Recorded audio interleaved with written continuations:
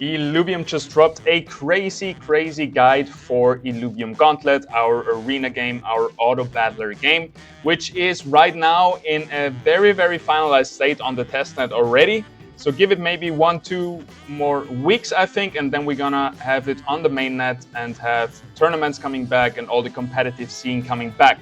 This is just a rough estimate from me as a community member from what I've seen. Don't take this for granted. Don't take this like the council member is speaking, because I don't have any info on that on the council side. So I'm just guessing right here. I would say 1-2 weeks and it's back. And I want to check out the guide with you here today together, because I think Illuvium did a great job on that. So let's have a look. Let's also have a little bit of music going on in the background. Perfect. Everything is set. Let's dive right into.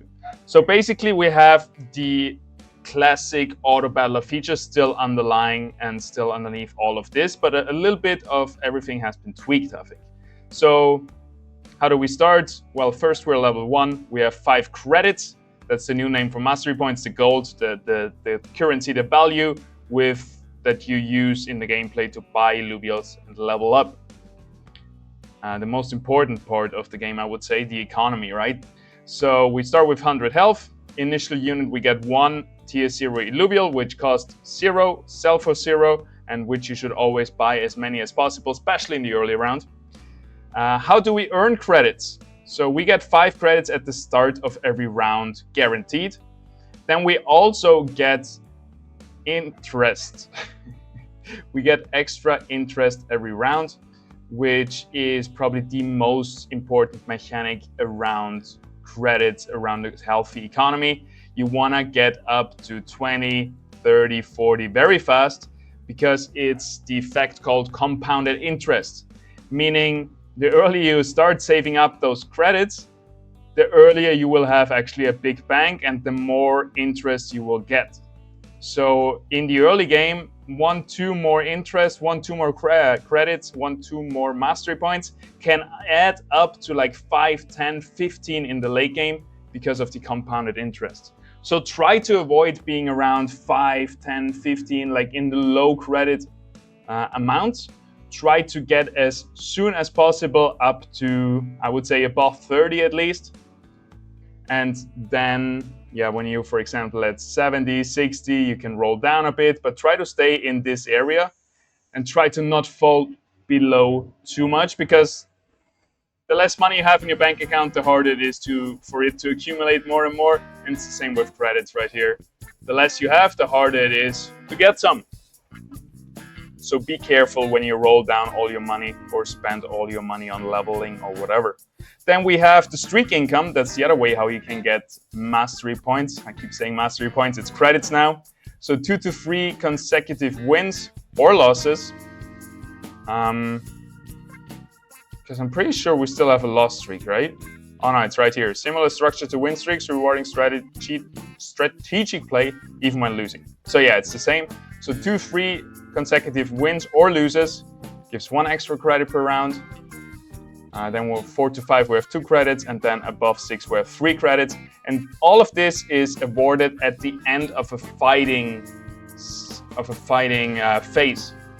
So between fighting and the start of your turn, when it swaps over to the next phase, to the next building phase or the next positioning phase, where you can buy Illuvials and position them on the field. Swapping over from fighting to positioning, in this swap over, all those credits are awarded.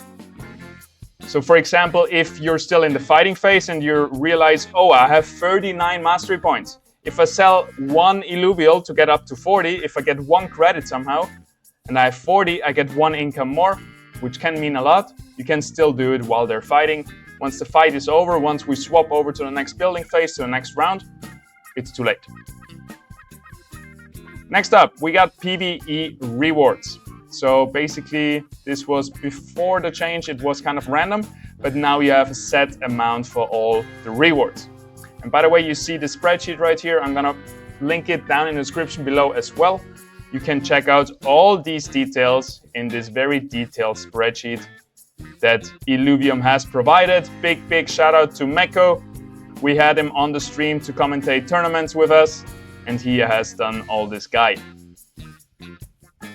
So each round varies in format, in varying formats, income, augment choices, and battle strategies. All right, we're not talking about the PvE rewards anymore. I was confused. Anyway, you can see it here in the spreadsheet, PvE rounds. So basically, depending which tier the enemies are, gives you more mastery points or more credits. So for tier 4 and 5, you get 6 credits. Tier 2, 1, 2, and 3. No, for tier 1 and 2, you get 3, and for tier 3, you get 4, which adds up to this. So for the round 1 PvE round, you get 2 credits, and 4, then 6, 14, and so on, all the way down to 34 credits in round number 32.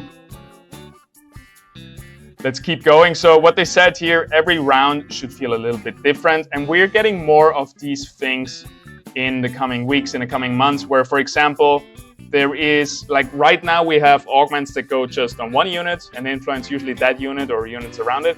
Then we have drone augments, which influence the whole board. And soon we're gonna have also, I don't know the name for it, but everybody votes on it, and we are gonna have a special game mode for the whole game for every player. So for example, everybody has +1 team size. You can put 1 Illuvium more, and that's the special mode, the special game mode for this round. There's going to be many different special game modes, and all of this kind of stuff is supposed to give every round some unique feeling and yeah, a lot of replayability and some randomness in it, without it being unfair. The randomness is just, the randomness is supposed to provide some variety instead of like individual strength in this scenario. So yeah, we have a little overview here about the different types. So we got PvE rounds, PvP rounds where you battle against the other players. We got augment rounds, which is usually between the normal rounds, where you get those augments, the legendary augments and the throne augments. So the augments are items, and there's also changes going to happen to items where you have like augment components, and you combine 2 components, omega power plus attack damage, to 1 final augment. Those that we are still getting right now, but yeah, this will be reworked soon. Legendary augments are very strong. Drone augments are board-wide buffs for your whole team. And then we have placement phase duration. So here we see how much time you have for strategic placement of your Illuvials and making all those decisions like re-rolling and buying Illuvials and leveling up. So round 1 and 2, it's a bit longer because we have to initially set everything up in the 2 PvE rounds. Then we go down to 25 seconds, and then we increase it to 30, 40, and 45 every few rounds. In overall, the game feels way faster, but because there has been a lot of clunkiness removed, everything feels smooth.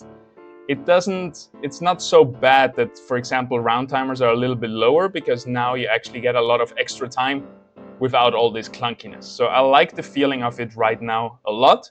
And we're actually gonna jump into some Gauntlet right after this video live on stream. So make sure to subscribe, hit that like button, do all the things you need to do to stay up to date, because we're gonna pump out some content again with all of these changes coming to mainnet, with the leaderboards coming back, with tournaments coming back, and so on. So we are pumping the price. Now we are ramping up again the operation and gonna do a lot of content, especially educational content.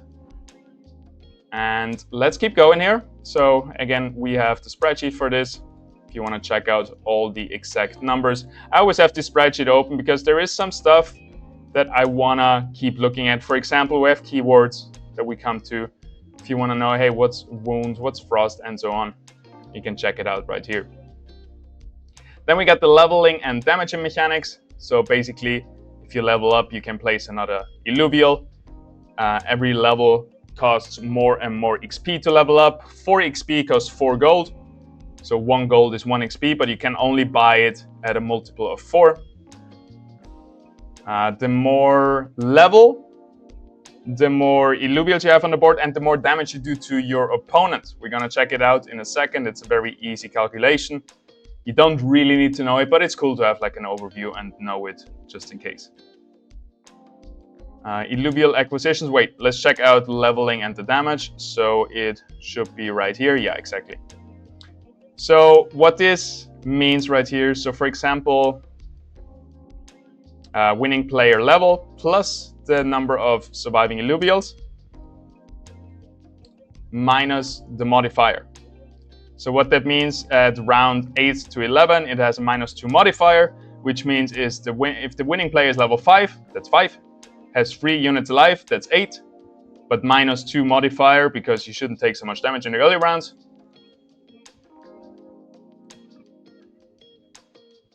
I think there is a little mistake in here, because 5 plus 3 minus 2 is not 8, that's 6, just as here. So maybe the modifier changes, yeah, we'll report that bug.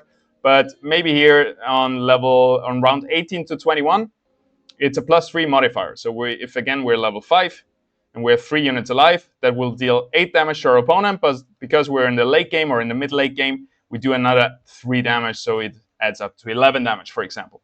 And here you can see all the XP required to level up. Next up, we got shop odds. So this means what are the odds of which Illuvials showing up, which means tier 0, for example, on level 1 you have a 100% chance. On level 7 you have a 0% chance to get tier 0 Illuvials, because the higher the level, the higher the odds of high tier Illuvials to appear. So the first level where you actually have a chance of getting a tier 5, the highest level Illuvial or the highest tier Illuvial, is at level 5. You have 1% chance of getting that, and it adds up, and everything on the lower side goes down when the levels go up.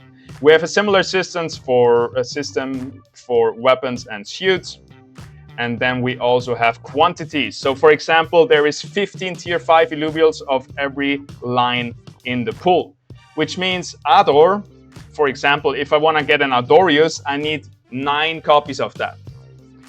If I know somebody else already got 5, or let's say 7 copies of it, that means 15 minus 7, there's only 8 copies left. I cannot get an Adorius until this guy sells his Adors that he's holding, or until this guy gets vanquished, until this guy is out of the game, then all his units go back into the pool. So this is actually a very important number if you want to know, hey, how many Illuvials are there left in the pool? Because now we can actually check out what the enemies are playing. So I can go through all the enemies. I see, okay, we don't see the benches yet, but at least we see the units on the field, and yeah, you can just count all the Illuvials, and then you know, hey, there should be 5 Tirus left. I can keep rolling and hopefully find that stage 3 unit. And also the same with weapons and suits.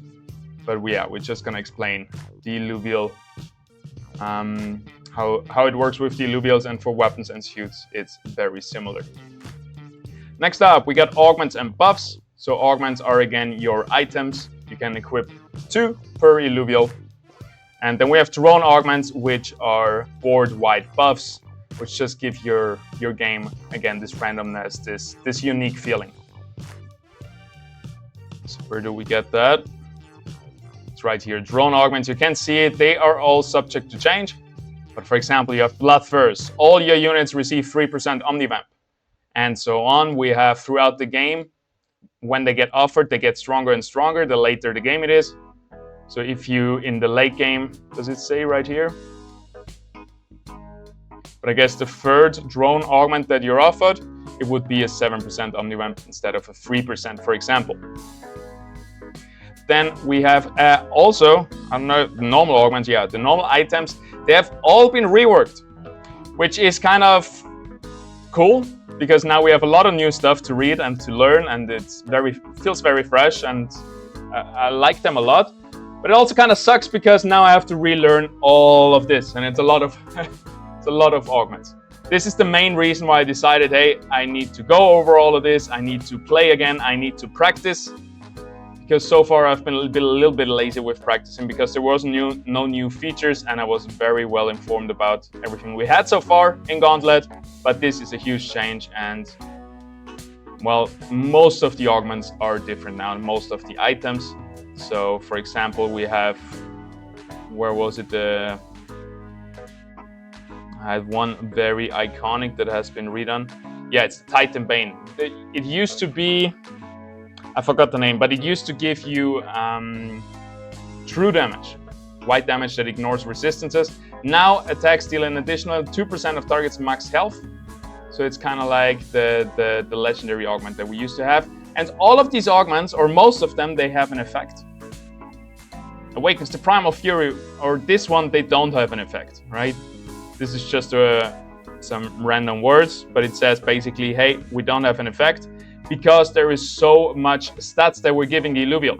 40% attack damage plus 5% damage amplification. So instead of the usual 20-10, 20-10, 20-10 that the Illuvial gets when equipping this item, in this case you get 45, which means double the effect, which means this special effect has been removed for some. We can also see it probably somewhere down here. Where do we got another one like this? There's one, I think, with 40 Omega power, energy, ability carry augments. Yeah, here we got one. Pure Omega Essence that supercharges any Illuvial abilities to devastating effect. 40 Omega power, 5% damage amp, has no effect. And then the effects are like attacks grant 5 additional energy, gain 20 Omega power every 6 seconds, and stuff like this. So really good stuff, but with it, like this was what we kind of had before, it just has been reworked a little bit, but with it now come actual stats that your Illuvial gains, which is a little bit more in line with the traditional item system that we also see in TFT. All right, moving on, we got status effects and keywords. So for example, stun prevents movement, you're stunned. You silenced, can't cast Omegas. You're disarmed, you can't attack, and so on. Again, for all of these things, you can check it out right here in the dictionary. We don't have stuff like Vanquish, which is a takedown, which is a kill. And then we got Vanquish is a kill, and takedown is a kill or participating, assisting in a kill, for example. So we don't have this, but I will link you a video down in the description below. It's a little bit cringe because it's like years old, but I actually went over the whole dictionary of Illuvium, and you can just jump through the timeline and find the word you're looking for, and I will explain it in this video. So go check that out if you want to have the full dictionary, but this is really good. This is all the keywords in the game that we kind of need, right?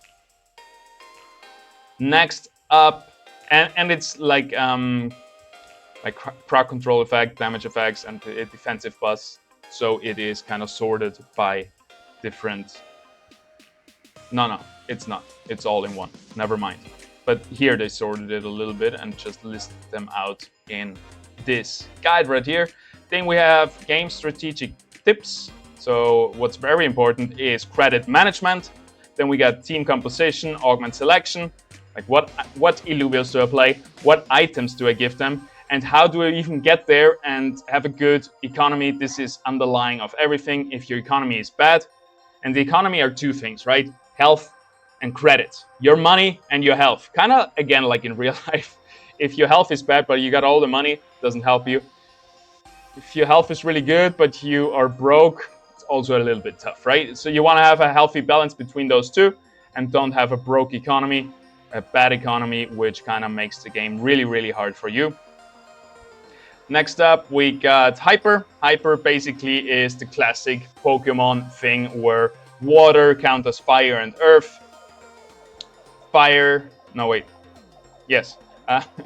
It's not in a good order right here. Anyway, water counters earth and fire. Then we got fire who counters nature and air, but gets countered by water and earth. We got nature that counters air and water, gets countered by earth and fire, and so on.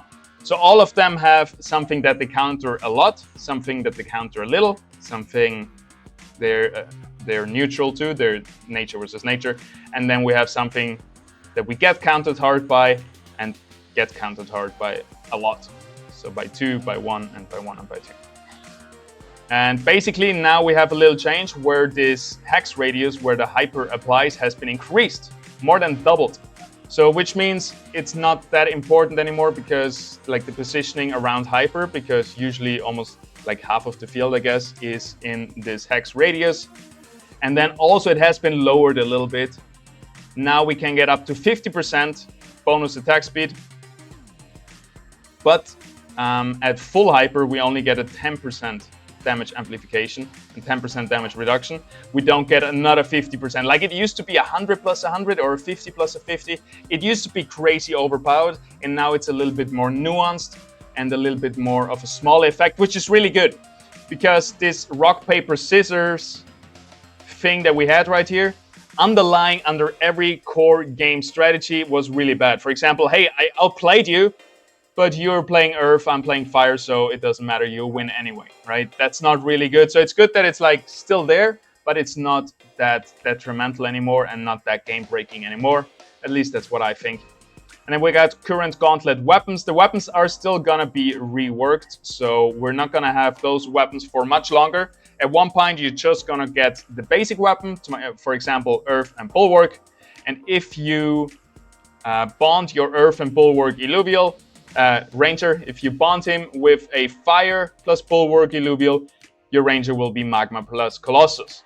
We used to have this, and it gives us so much more freedom to try to find all the different compositions and have so much more freedom of unlocking those composite synergies, those composite classes, those composite affinities, and it's going to be great. So we're getting fusion back, we're getting bonding back, and our Ranger will just have basic weapons. And then to get to those composite synergies, we're just going to bond with the Illuvial of our choice. But until then, we still have these weapons. And basically, you're never going to get to stage 3. It's very unlikely. I wouldn't recommend to try it in almost never. Sometimes maybe if you're super lucky, you get so many, you can try for it. But it's very unrealistic that you get a stage 3 weapon. So if you want to get, for example, Invoker weapon, it's probably not going to happen. So you can either get a Scion or Wildfire, or maybe in this case, you rather go for a Harbinger, which is way more likely because you're going to get a stage 2 of it. So basically, you want to play around stage 2 weapons right now still, until the weapon system gets reworked. What we got here, we just see how long we have of a placement time, which is this bugged again. Is it 15-15 and then 35? So it's not 35-35. It actually starts 15-15 short timers and then a 35 when we transition into the first PvP round.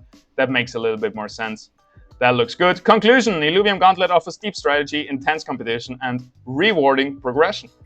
Understanding credit management, Illuvial selection, augments, and combat mechanics will give you the best chance at victory. Now it's time to jump in and master the Gauntlet. And if you think you need a little bit more than just this, because this is just the raw data, right? I did a full comprehensive guide about Illuvium Gauntlet, which should bring you from beginner to expert in one video, or at least at the steps at the beginning of being an expert. I still need to do an expert guide, so hit the subscribe button and stay tuned for that. But if you want to have the beginner to intermediate guide, let's call it like that, click right here. That's the video. And if you want to check out some live gameplay where we just chill and play Illuvium Gauntlet together, check out this video right here, over there. And anywho, thank you very much for watching, and I see you in the next one. Peace out.